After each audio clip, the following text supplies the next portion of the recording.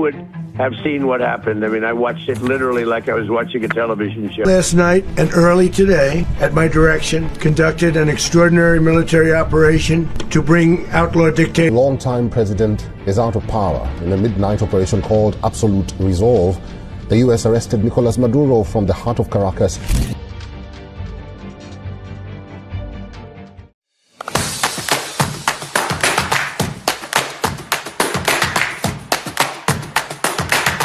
नमस्कार। अमेरिका और वेनेजुएला, इन दो देशों के बीच रिश्ते हमेशा से ही कह सकते हैं कि तनाव भरे रहे हैं।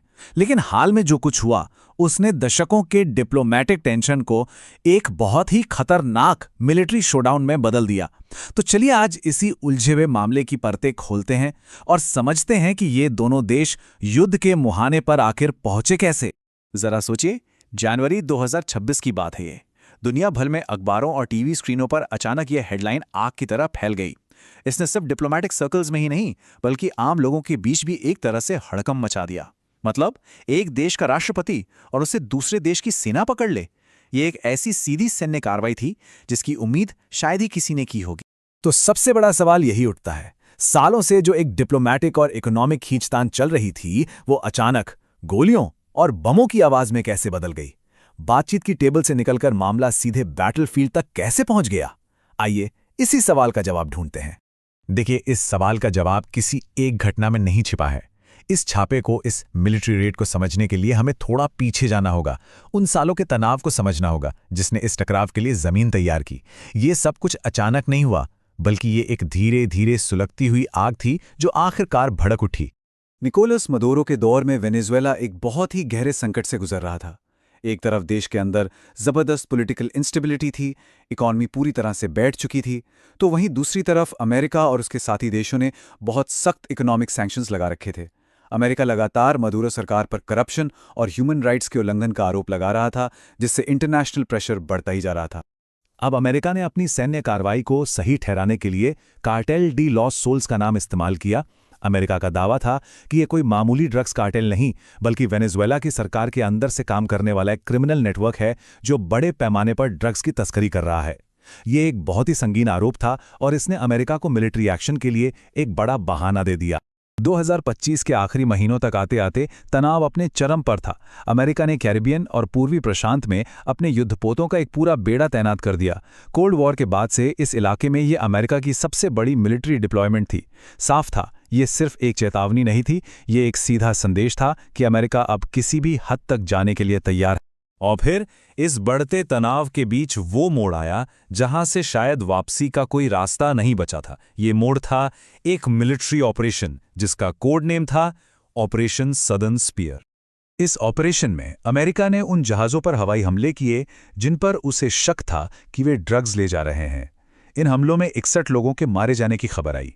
ये सिर्फ एक आंकड़ा नहीं है, ये इस टकराव की एक मानवीय कीमत है जो दिखाती है कि जब कूटनीति नाकाम होती है तो उसका खामियाजा कैसे आम लोगों को चुकाना पड़ता है।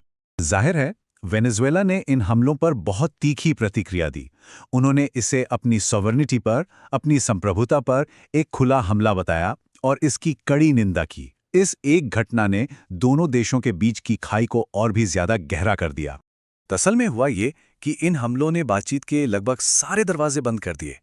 दोनों देशों के बीच जो थोड़ा बहुत भरोसा बचा भी था वो भी खत्म हो गया और इसके बाद एक बड़ा सीधा सैन्य टकराव होना लगभग तय हो गया था। और फिर आता है इस पूरी कहानी का क्लाइमैक्स, ऑपरेशन एब्सोल्यूट रिजॉल्व।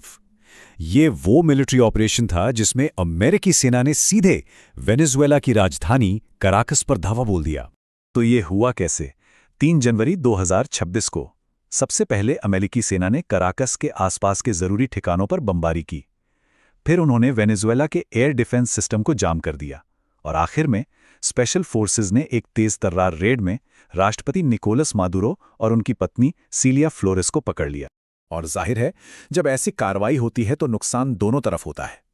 इस ऑपरेशन में वेनेजुएला के सुरक्षाकर्मी मारे गए, उनके क्यूबन सहयोगी भी हाथाहाथ हुए और कुछ अमेरिकी सैनिक भी घायल हुए। मतलब ये कोई एक तरफा एक्शन नहीं था, जमीन पर एक हिंसक झड़प हुई थी।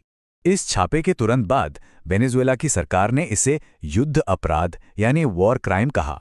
अब ये कोई छोटा मोटा इल्जाम नहीं है, युद्ध अपराध एक बहुत ही संगीन आरोप है जो इंटरनेशनल लॉ के तहत आता है, और इसने इस पूरे मामले को एक नया और कहीं ज्यादा तनावपूर्ण मोड़ दे दिया। इस एक ऑपरेशन ने न सिर्फ कराकस में बल्कि पूरी दुनिया में तहलका मचा दिया। इंटरनेशनल कम्युनिटी और खुद अमेरिका के अंदर भी इस पर एक तीखी बहस छिड़ गई। तो हुआ यूं कि प्रतिक्रियाएं बहुत तेजी से आईं और काफी बटी हुई थी। संयुक्त राष्ट्र, स्पेन और मेक्सिको जैसे देशों ने अमेरिकी कार्रवाई की आलोचना की। क्यूबा ने तो इसे राज्य आतंकवाद तक कह दिया। लेकिन दिलचस्प बात यह है कि अमेरिका के अंदर भी इस पर सवाल उठने लगे और सीनेट में इस बात पर बहस शुरू हो गई कि क्या राष्ट्रपति को इस तरह की एक तरफा कार्रवाई करने का अधिकार है भी या नहीं। लेकिन इस सारी मारकाट और तनाव के बीच एक बड़ी अजीब और हैरान करने वाली चीज हुई। ऐसा लगा जैसे हिंसा के फौरन बाद कूटनीति ने अपने जगह बना ली हो। छापे के कुछ ही दिन बाद वेनेजुएला के नए अंतरिम नेतृत्व ने अमेरिका के साथ रिश्ते सुधारने की बात की और अमेरिकी अधिकारी बातचीत के लिए कराकस पहुंच भी गए। शायद दोनों ही पक्ष ये समझ चुके थे कि मिलिट्री कॉन्फ्लिक्ट से किसी का भला नहीं होने वाला। तो अब आते हैं सबसे बड़े सवाल पर, वो सवाल जो इस पूरे मामले के केंद्र में है। क्या अमेरिका और वेनेजुएला के बीच जो हुआ उसे हम युद्ध कह सकते हैं? और इसका जवाब सच कहूं तो इतना सीधा नहीं है। देखिए, कागज पर या कानूनी तौर पर तो दोनों देशों ने एक दूसरे के खिलाफ युद्ध का ऐलान नहीं किया, लेकिन अगर हम प्रैक्टिकली देखें तो यहाँ सैन्य हमले हुए, लोग मारे गए और एक देश के राष्ट्राध्यक्ष को दूसरे देश की सेना ने पकड़ लिया। ये सब कुछ एक सशस्त्र संघर्ष यानी एक आर्म्ड कॉन्फ्लिक्ट की ही तो निशानियां हैं। तो हम एक ऐसे सवाल के साथ रह जाते हैं जो काफी परेशान करने वाला है। जब कोई देश बिना युद्ध का ऐलान किए दूसरे देश पर हमला कर देता है, तो क्या ये इंटरनेशनल रिलेशंस का एक नया और ज्यादा खतरनाक दौर है? ये घटना भविष्य के लिए क्या मिसाल पेश करती है? ये कुछ ऐसे सवाल हैं जिनके जवाब शायद आने वाले वक्त में दुनिया की राजनीति की दिशा तय करेंगे।